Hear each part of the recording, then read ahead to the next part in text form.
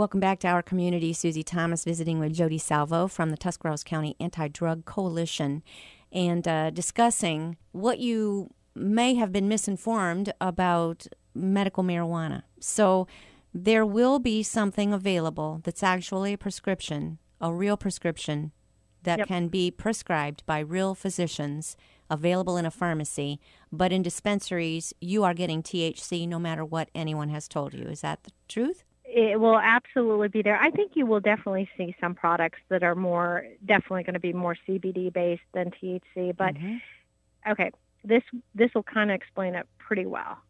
For someone to get medical marijuana in Ohio, besides that Epidiolex, which will be in a pharmacy, you'll get a recommendation from a physician who is certified to recommend. So your physician would say, yes, Susie, I think you would be a candidate for medical marijuana. Then he writes that, you pay for your medical marijuana card, and then you go to a dispensary. Now, your doctor is not able to say, I want you to take a high CBD, low THC at this level, at this amount. Like, that's not a thing. So you then go to the dispensary, and you meet with a dispensary employee who is not a pharmacist, that had 6 hours of training. They will have to take continuing ed, and you two decide what product you want to have. So the community needs to be well educated that you don't want a product with high THC in it because you will get high, that you want a product without the CBD. But that's not what the physician can write because there's not that ability with marijuana. Does that make sense? It does, and it's a little bit mind-blowing because it's counter to what we're being told before you go in and vote on anything. So the physicians that are certified to recommend take a 2-hour class. Okay. In order to be able to be certified to recommend for marijuana use. All right. And the other thing I think I'm very concerned about is that we're not necessarily talking about a pill or even something to smoke, but that there's candy and so forth that is developed. There will be brownies and cookies. There's lollipops. It cannot be packaged child-friendly, and it's not going to be child-friendly shapes, meaning like gummy bears and stuff. But, I mean, a cookie and a brownie and a lollipop, they're still pretty child-friendly. Yeah. You know what I mean? But it can't have, like, little cartoon figures and stuff on it. Oh, my goodness. Okay. They cannot smoke it, but you can vape it, which is kind of interesting. Yeah. Wow. Okay. This is just a boatload of really good information. Is the medical community another one of these communities you're trying to round up and be part of the coalition, or are they already? We just recently, we've just had 2 physicians come to the table, and we do have our hospitals are represented at the table, at the coalition table, but that is a community that we probably could do a better job engaging. Oh, well, I didn't mean to say anything other than to put that in the suggestion box. Okay. I will tell you, with this issue, we are never without a lot of work before us. Oh, golly, yeah.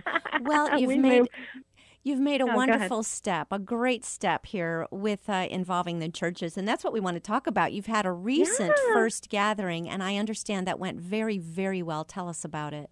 Susie, I just have to say I am a believer. This has been my favorite coalition project to date. We received some funding from Provia, a company out in Holmes County, that allowed us to have a video created. And we partnered with Rove Creative, which is an arm of Ezekiel Project in New Philadelphia. And they created a video for us of a young man who was a pastor's son that found himself in addiction, steeped in addiction. And he tells his story where he comes to a personal relationship or comes back to a relationship with Christ.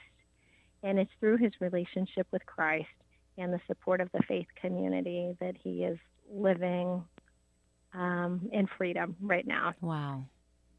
So it's a really neat video, and what we did is we asked all Tuscarawas County churches if they would consider playing this video, and we would also give them a script to read before the video and post video if they would choose, or if they wanted to use their own words. And the script just kind of helped understand why we're doing this, to create awareness, to really to say, hey, this is a call to action. So they would play a video. There's a script to go with it. We provided bulletin inserts. And the bulletin inserts had 5 main prayer requests, and they were really the issue of our children, our families, the person struggling with addiction. There's even wisdom for agency providers to do this well. So anyways, we had these prayer requests. We also had community resources on the bulletin to help people if they're sitting in a pew know what do you do if you have a problem going on, or they could hand it to someone else that they might know. And then it was a call to action. So the video was just super neat, Susie. But at the end of the video, and this is the part I love, it just paints this very nice visual of a bridge.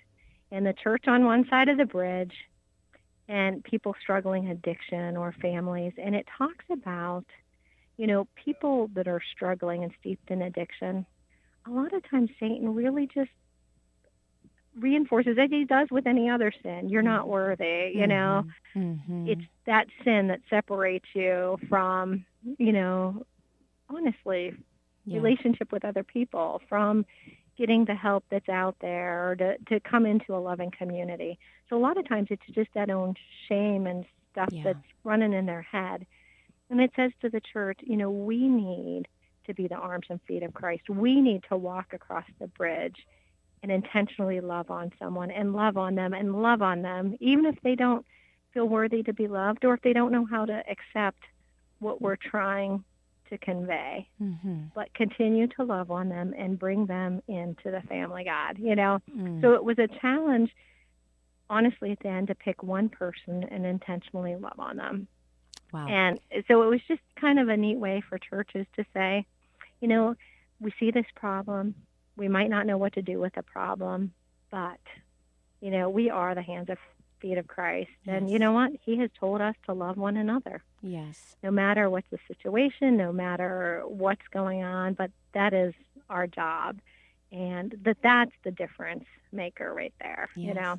You had a tremendous response from the churches who participated. And there probably are so many more now that would love to get in on this. Yeah. How do we do that? Okay. First, I'll tell you, 80 churches participated in Tuscarawas County on September 30th. We had printed 7,000 bulletins, and that was a pretty direct account because the churches were saying we need 30 bulletins, we need 40. And we had some churches that did everything digitally. So you can absolutely go see the video now. But if you were unable to participate, you still absolutely can. If you contact the Tuscarawas County Anti-Drug Coalition, we can still provide the bulletin inserts. We'll just remove the date of September 30th. It still have the prayer request. It'll have all the information, resources. It'll have a flash drive to put the movie on, and we'll just deliver that right to you. And then if you need any information to better understand the issue, the scope of our problem here in our county, or even our surrounding counties, we would be more than delighted to disseminate that, to hand that out. That was my very next question. Is this limited to Tuscarawas County? Well, you know what? You're asking that. I've already had conversation with Carol, and I'm going to reach out to Wayne and Holmes as well, just around us, because we would love to partner with our surrounding counties. What we'll do is take the Tuscarawas County Anti-Drug Coalition logo off of it, and we'll let the other coalitions personalize it, or communities personalize it, and share it out into their communities. Because I think what's so important is for people to understand right here in our communities. Because sometimes there is a disconnect. You think this is happening in Cleveland or Columbus or Summit, or but no, it's right here. Well, that's very generous of you, and how humble to say we don't have to have our name on it necessarily. We're just all on the same team, and we're all working together on the same fight. How do people reach you, Jody? What's the best way? You know what? I'll give you a phone number. Okay. I'll throw that out first. It's 330-440-7320. Give that one more time. One more time, please. Sure. 330-440-7320. Or you could go to the Tuscarawas County Anti-Drug Coalition website or Facebook page. Actually, those would probably be the easiest ways. That sounds perfect. Well, we're so appreciative of everything you're doing, Jody Salvo, and it's the Tuscarawas County Anti-Drug Coalition. Thank you for what you're doing in our community. Thank you, Susie.